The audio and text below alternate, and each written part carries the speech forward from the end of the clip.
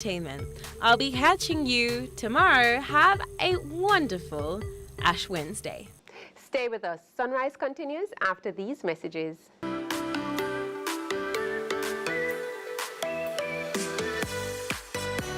Runaway baby.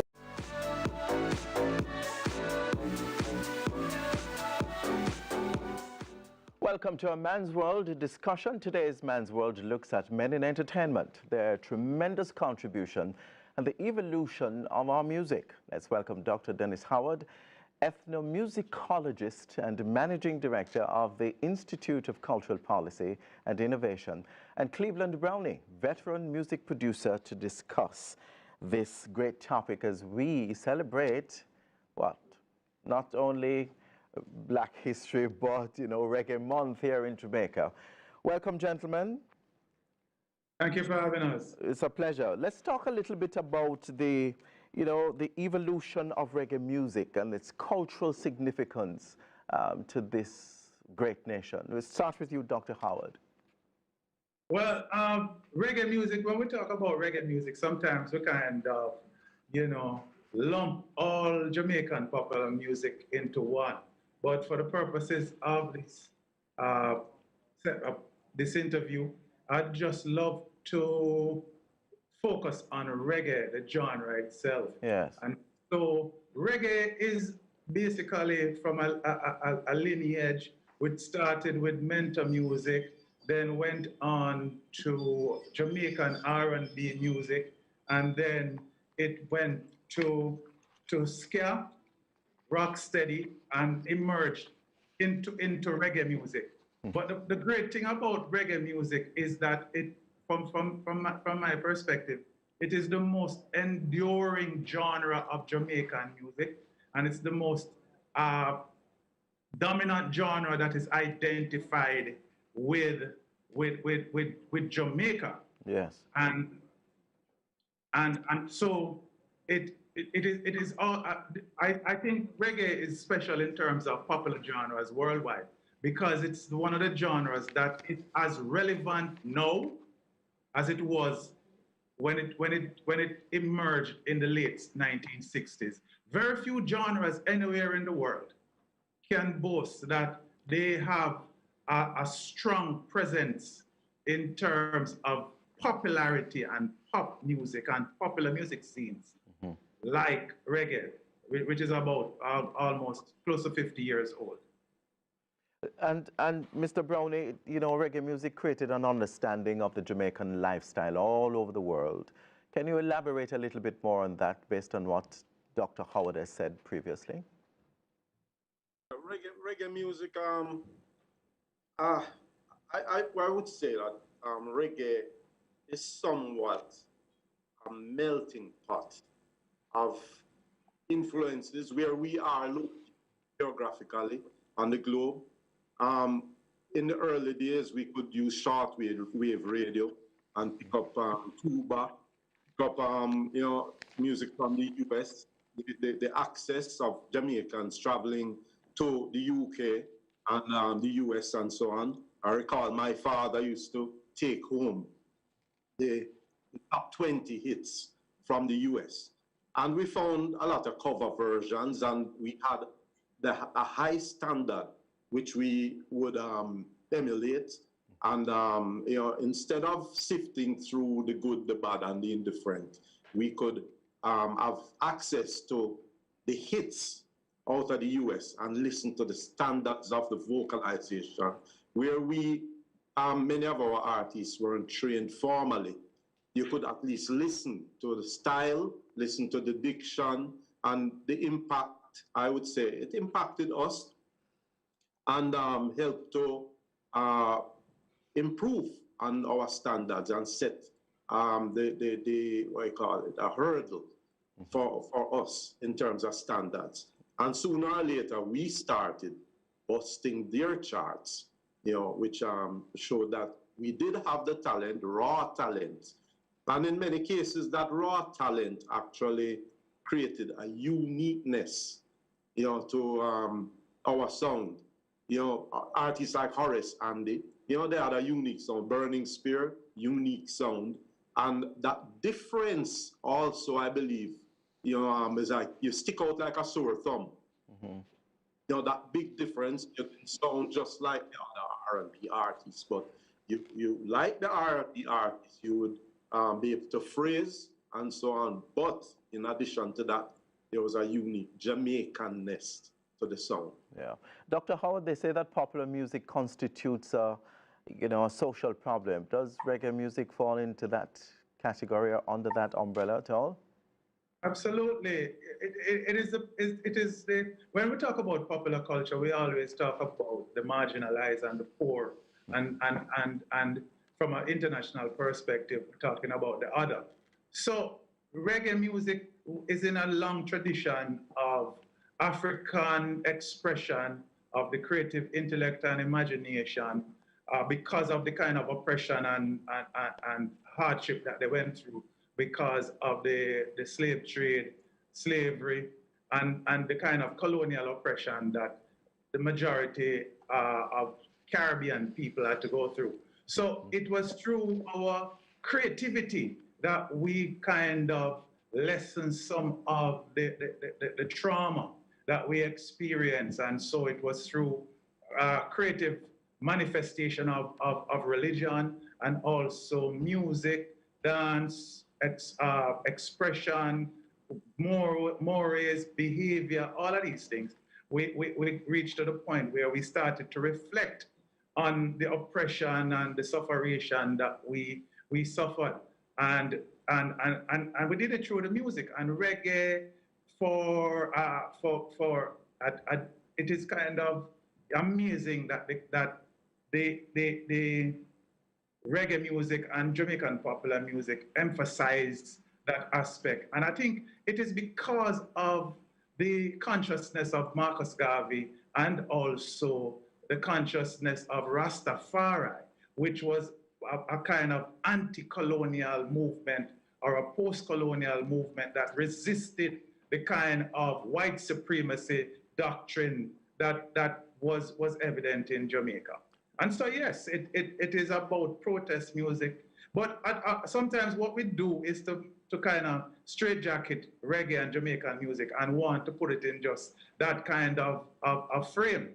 But reggae is very dynamic because Bob Marley sing about love, Bob Marley sing about sex, and a lot of the people, Burning Spear had love songs. So all of these guys who were conscious and anti-colonial and anti-establishment, they were human beings also. And so they expressed themselves in terms of what was happening in their life.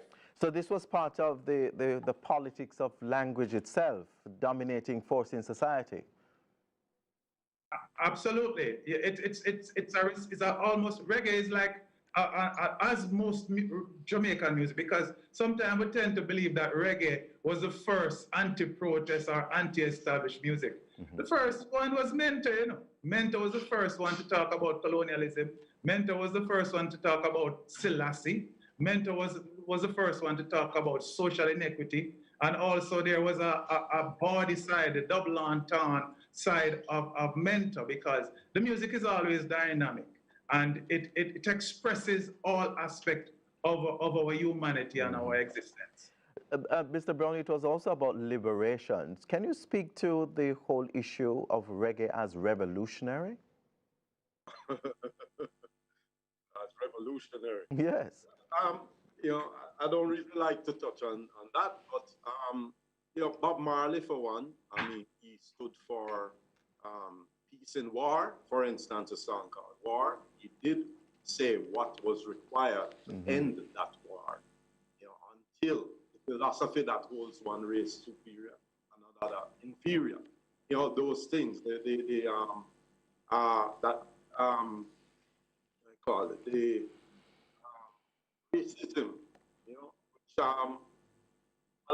the younger generation might have experienced. But I, for one, personally, during my touring days in the US, I was really shocked. On occasion, we were running out of gas on the road and drove into a gas station. And some white men came out and said, "We don't have any gas." And you could see the Caucasian people pumping gas. And it dawned on me then, that was in the 80s, that racism was still alive in the US. So I believe Bob Marley in his tours would have also experienced that. Yeah. You know, we here in Jamaica might think that, oh, that's history, and it doesn't exist anymore. So I'm sure that he sang those songs with a passion, you know, knowing that this from first-hand experience exists. Although it was taken from Selassie's speech, you know, it did connect to quite a number of us here in Jamaica. Well, speaking about, you know, of Bob Marley, Dr. Howard, I want to talk a little bit about the men's contribution to the music industry, particularly Toots and the Maytals, Jimmy Cliff and Bob Marley and everybody else who came after that. So let's delve a little bit into that for me. Well, I'm glad you mentioned Toots and others, because sometimes we believe that Bob Marley is the only mega superstar and talent that can come out of Jamaica. Yes.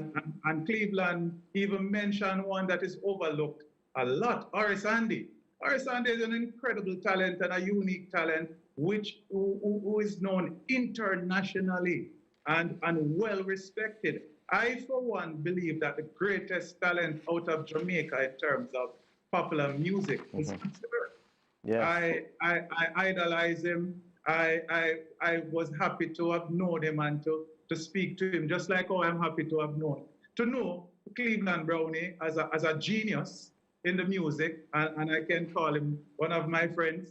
So people like Toots, people like Burning Spear, people like Culture, Greg Isaacs, Dennis Emmanuel Brown, and we're not going to leave out the ladies. The queen of reggae, Marcia Griffiths, is an incredible talent, and all of them have made international impact at different times in their career, and their music is global in terms of its influence. Although the music industry, the global music industry, the Anglo-American music industry, has done a lot in terms of excluding it because of racism and other issues, of looking even from the standpoint of Black music.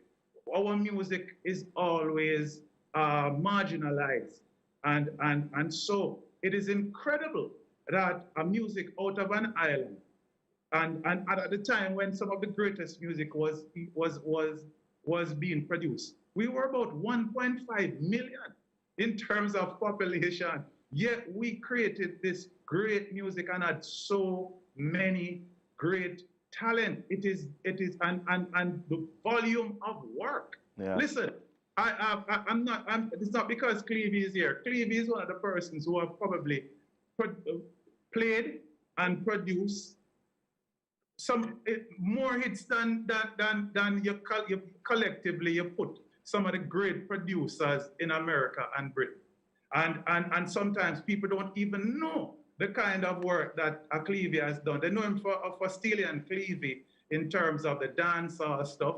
But he has been working with, the first time I met Cleavie was at Studio One, working on songs that we don't even hear yet, because I remember being in the studio with Coxon and hearing Wailer's song that were being overdubbed by Cleveland Brownie, Earl Bagger Walker, Pablo Black, and the guitarist that played in Studio One band, doing overdubs for records that we still don't hear. You understand? Yeah. So and then if we talk about people like geniuses like Sly Dunbar, Jackie Me Too, you know, there are so many, and sometimes we kind of oversimplify the contributions of Jamaican musicians and talent and creative when it comes to popular music, and we just highlight a few, you know, the Bob Marleys. We jump into these narratives about our music and don't realize that the music is richer. Toots is one of the most incredible songwriters. But Tootsie came before, and then, you know, after that was, I think reggae music became more internationally acclaimed after Jimmy Cliff produced The Harder They Come, and then Bob Marley came on the scene after that. I want to bring in Mr. Brownie on to just delve in that a little bit. I just want to add before I go there Yes. that there are some groups that we have to acknowledge as well, like Melodians, the Paragons, the Gay Lads, all those groups, although I mentioned earlier that we have been influenced in some way by the makeup of the American groups. So we deliver something that is, so sweet, even if it is a cover of an American song, the cover versions that we created must be given some exposure. And for instance, Kool Herc, he's considered the father of hip hop. We have been influencing and inspiring other genres. You can say reggaeton also came from Jamaica. You know, Thanks to Cleavie and Steely. But you know, we can't keep forget or keep off the list of men who have actually influenced the music. People like Super Cat and Frankie Paul. I mean, yeah, absolutely. yes. And can you think of some other names of some influential men who have contributed greatly to the genre? Well, we can think about some of the producers, So we Yes. can think about Coxon, we can think about Bonnie Lee, Nigel Holness, and of course I'm going to go current because we need to talk about them too. So the Jammies, you have Steely and Cleavie, you have the Firehouse Crew, all of these people, and of course the sound system, the Jack Scorpios, the Shanghai, the Geminis, King the Tubbies. and all of this, So, and the thing is, was sometimes, although people will say that the men dominated the music and in some instances kind of excluded the female, I don't agree with that to a wide extent. Because the men, there are men who were encouraging a lot of the females that we now see in the business.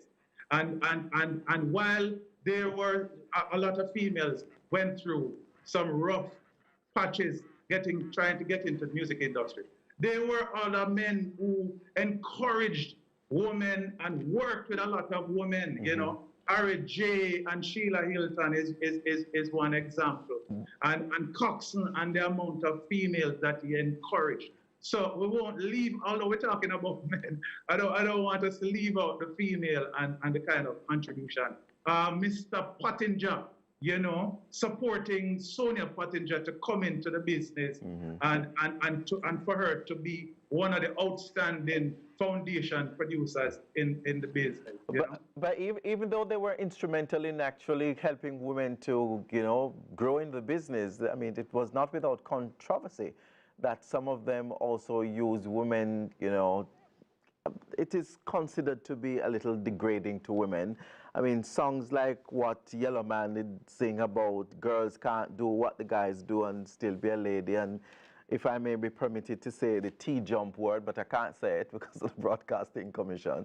But those were controversial lyrical content that also posed a problem. And back in the day, I think one of the national newspapers wrote about it, and the fact that you can't have this kind of lyrical content, being aired all over the place. But it was a situation where, and that's why sometimes I'm very cautious how we speak, because sometimes we try to zoom in on one area and blame it for the misogyny that took place. And in a general sense, we were this new word that we introduced, but back then we never called it that. I think it was called chauvinism at the time, but it was toxic masculinity, and it manifested itself in all aspects of our culture, and especially the fact that we mimicked the European or the British or the American style of culture. When you saw a James Bond film, that was toxic masculinity at its heights. Slapping women on their rear and treating and degrading women in all kind of different shape and form. We saw all of the texts, and all of those texts, from it being a book, from being a film, it degraded women in a sense. And so, what are we going to do? Cleavie spoke about the fact that we imitated the music of outside, so the R&B and what have you know. And so Tom Jones sing a song named My Delight. And you have songs that mention, pop songs that mention women as Jezebels. And you have songs that talk about objectifying women or them sexy. And we're talking from white, North American, American, and British songs that we emulated. And even in our society where it was patriarchal and kind of tried to play down women, and this is not the musical. All of the institutions did that. Media, the state apparatus, that sort of thing.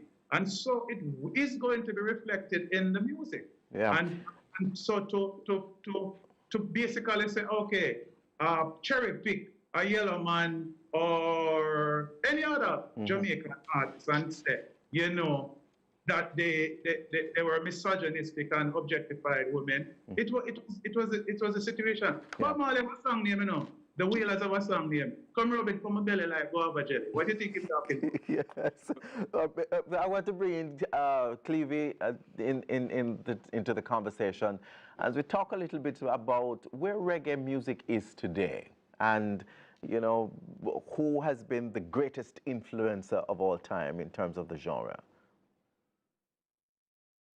Reggae music today, I'm happy to see more CMOs being formed.